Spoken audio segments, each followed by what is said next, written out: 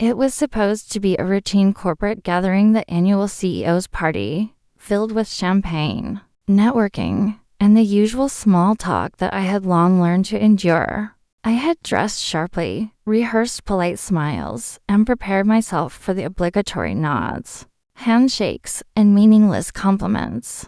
But as I adjusted my cufflinks in the mirror that evening, my phone buzzed with a notification that made my chest tighten instantly. It was a message from my wife, Clara.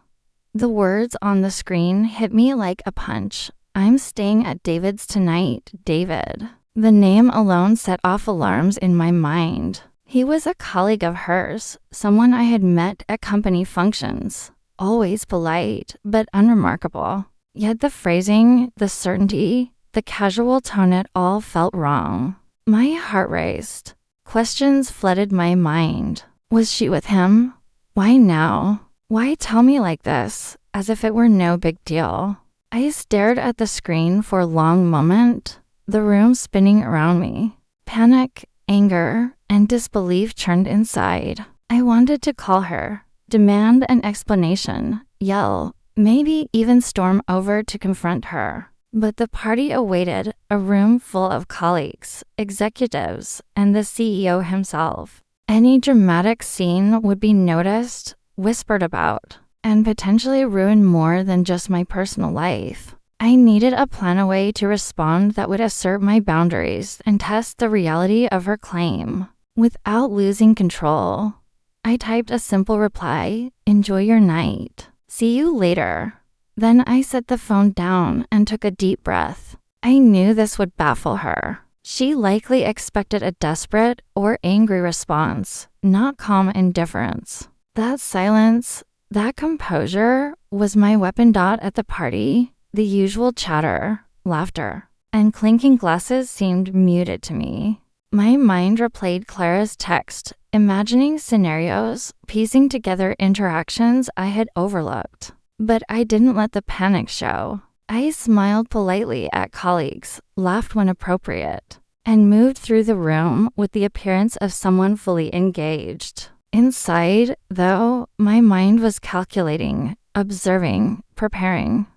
Then, across the room, I saw her, Clara, dressed elegantly, her presence radiant. She moved through the crowd with an ease that made my stomach twist. She noticed me almost immediately, her expression a mixture of surprise and expectation. Clearly, she had anticipated a storm, a confrontation, something dramatic in response to her message. I approached her slowly, letting her words hang in the air before I spoke. "You texted me about staying at David's," I said quietly, my tone neutral, almost calm. She blinked, caught off guard by the lack of fury or accusation. "Yes," she said, her voice light, as if admitting guilt could be shrugged off. "I thought you'd understand. We just talked about some project details, and it's easier if I stay there tonight." I studied her carefully, noting the slight hesitation in her voice, the way she avoided direct eye contact. There was something off, something that didn't match the casual tone of her text. My intuition, sharpened by years of observation, told me that the truth was somewhere else entirely. "Clara," I said softly, leaning closer, "if it's really about work, that's fine. But I need honesty. No half-truths, no casual lies. I deserve that." Her mouth opened, then closed. A nervous laugh escaped.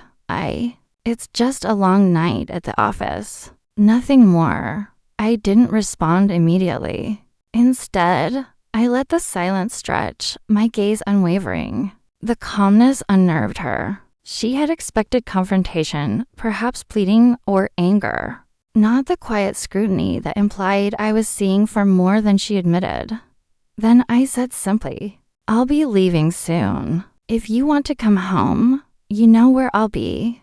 That statement, understated but firm, shifted the power dynamic. She faltered, realizing that I wasn't going to chase her, beg her, or create a scene. My composure forced clarity, not through intimidation, but through self-respect and the implicit challenge that I would not tolerate deceit, Minutes later, she excused herself, leaving the party abruptly. I watched her go, noticing the subtle tension in her steps, the way her confidence had faltered. I remained at the party, mingling, yet aware that something had changed. The text, her casual tone, the expected drama, it all had been neutralized by my calm, deliberate response. The next morning, the reality became clear. Clara returned home, apologetic, her demeanor different from the previous night. She admitted that the story about David had been exaggerated, a misrepresentation of the evening's events. What could have escalated into confrontation, anger, or heartbreak had been diffused not through words or force, but through presence, calm, and quiet authority. Reflecting on the incident, I realized how critical my approach had been. In moments charged with emotion, especially when trust is challenged, the instinct is often to react impulsively, anger, accusations, or desperate attempts to assert control. But by remaining composed, observing, and communicating boundaries without aggression, I not only preserved my dignity, but also elicited honesty and accountability. The event also reshaped the dynamics of our relationship. Clara began to understand the limits of casual deception, the importance of transparency, and the consequences of assuming that emotional manipulation would go unnoticed. My measured response had set a precedent. Respect and honesty are non-negotiable, and attempts to circumvent them would be met with calm but firm boundaries. In the weeks following, our relationship improved in unexpected ways. The tension that had been simmering beneath the surface was addressed directly. With mutual understanding, we discussed expectations, trust, and the importance of communication, leading to a renewed sense of partnership. The incident at the CEO's party became a reference point, a reminder that honesty matters, and that composure in the face of emotional provocation is a powerful tool. Looking back, the text that had initially triggered panic and anger became a turning point. What could have led to conflict and heartbreak instead became an opportunity for clarity, growth, and strengthened trust. The night at the party, with its potential for chaos, had been transformed into a lesson in patience, self-respect, and the subtle power of measured response. I learned that relationships are not defined solely by grand gestures or dramatic confrontations. They are defined by the quiet moments of truth, the ability to maintain composure, and the courage to assert boundaries without aggression. Saying nothing or saying just enough, calmly and clearly, can be more impactful than any outburst of emotion. By the time the party ended, I had not only navigated a potentially explosive situation, but had also reinforced a core principle. In love, as in life, strength is often silent, patience is powerful, and integrity can change the course of events more than anger ever could. That night, Clara's text had seemed like a threat, a prelude to betrayal or dishonesty. But my reply, simple, calm, and unshaken, had shifted the trajectory entirely. What could have been a night of drama and conflict became an opportunity to assert self-respect, encourage transparency, and strengthen the foundation of our relationship. And as the weeks unfolded, I carried that lesson forward. In moments where emotions threatened to control actions, composure is a weapon, clarity is a shield, and quiet authority can transform potential disaster into growth, understanding, and deeper connection.